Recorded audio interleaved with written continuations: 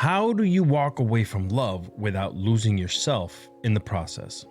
What's up, fam? It's Alex, and welcome to This Is Fine, a Millennial Diary.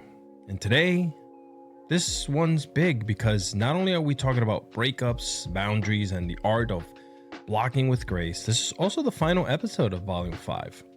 Now, before we dive in, let's take a second to look back. Over this volume, we've laughed, we've cringed, and we've done some healing together. Now, we've talked about anxiety as a love language, the fatigue of dating apps, the chaos of flags, red, green, beige, and the confusing mess that came from the broken sex ed we grew up with.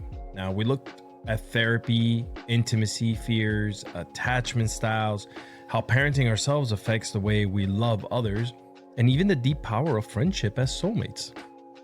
Basically, we've been rewriting the way millennials experience love on our own terms.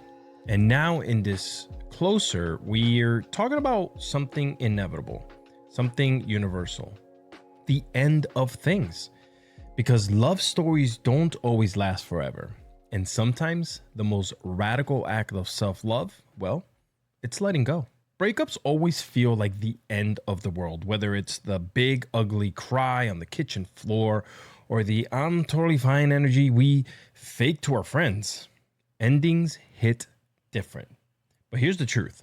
A breakup isn't just the end of something. It's beginning of a new chapter where you finally see yourself clearly again. Now, millennials in particular, they carry a lot of shame around breakups. We were raised on forever love stories, Corey and Topanga, Ross and Rachel. Even Disney told us the point was to find the one and hold on. So when relationships end, we don't just lose the person, we feel like we failed at the entire assignment, right? But we didn't fail, right? I mean, I think that's what we all should feel. Sometimes it's just wasn't meant to go any further. Sometimes love ends because it did what it was supposed to do. Teach us something, grow us, and then, well, set you free. Here's the part we don't talk about enough. Once a breakup happens, what comes next? For a lot of you out there, the lines blur. See, we ask, should I still talk to them? Do we stay friends? Do I check their Instagram story just to see if they're okay? That's a big one. A lot of people be jumping into the Instagrams and just doom scrolling and seeing where they're at. And oh my, I mean, I've gotten DMs from people when I asked about this specific topic, about some of the things that they've done. And most of it is pretty telling. But see, boundaries become essential here, and they're not about being cold. They're about being kind to yourself. Sometimes the most healing thing you can do is give space. And yes, sometimes that means the dreaded word. You know where I'm going with this. Block. Blocking isn't pretty, but it's protection. It's giving your brain, your heart, and that inner kid we keep talking about a chance to move forward without constant reminders pulling you back. Look, growing up in the 90s, blocking wasn't even a damn thing. If you broke up with someone, you might still see them at Blockbuster or an AOL chat room. Now, we live in a world where your ex is one click away. And that's why boundaries are more important than ever for you to set. Now think back to the shows we grew up on. Dawson's Creek, 90210, Melrose Place. Breakups were always so damn dramatic, always messy, but somehow the characters were back hanging out 2 episodes later. It sent us the message that relationships should circle back, that closure is something someone else gives you. But real life isn't scripted like these shows.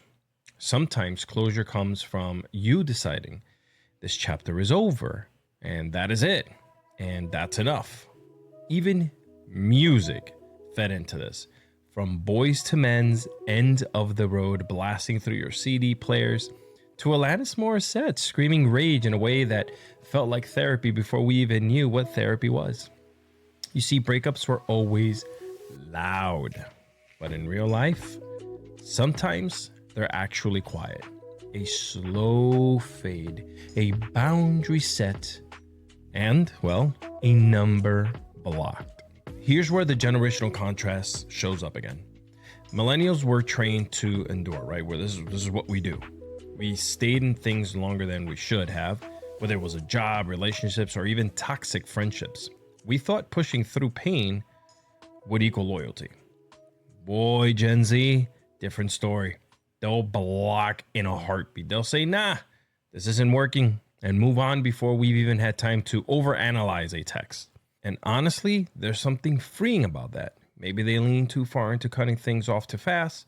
Sometimes, but they've built a culture where protecting your peace, well, that's normal, not selfish. That's a lesson we can borrow. So here's the takeaway. Breakups don't have to define you. Boundaries aren't walls, and they're doorways actually to healing. And blocking someone, well, that's not cruelty. It's grace. It's the act of saying, I chose me now. You chose you. Because at the end of the day, endings are just beginnings in disguise. And when you protect yourself, you're creating space for the next chapter, whether that's love or friendship or just deeper relationships with yourself, which, by the way, we see a lot of nowadays. People taking care of them. And I'm here for that. And with that, we wrap up Volume 5, Love, Sex, and Relationships. Now, this volume has been a ride. Messy, funny, raw, deeply human. We've confronted our awkward sex ed, laughed at our dating fatigue, cried through intimacy fears, celebrated friendships that outshine romance. And today, we learn how to let go with grace. But the story doesn't end here. Next time, we're stepping into Volume 6, Work, Worth, and the Hustle Myth. And we're starting with an episode that feels all too real. Career climbing while crying. We'll be diving into what it means to chase ambition in a world that burns us out faster than it builds us up. So, why so many of us are exhausted by grind culture and what redefining success will actually look like. So hit that subscribe button, share this with someone who needs it, and remember, every ending is also a beginning, and this is fine. Goodbye.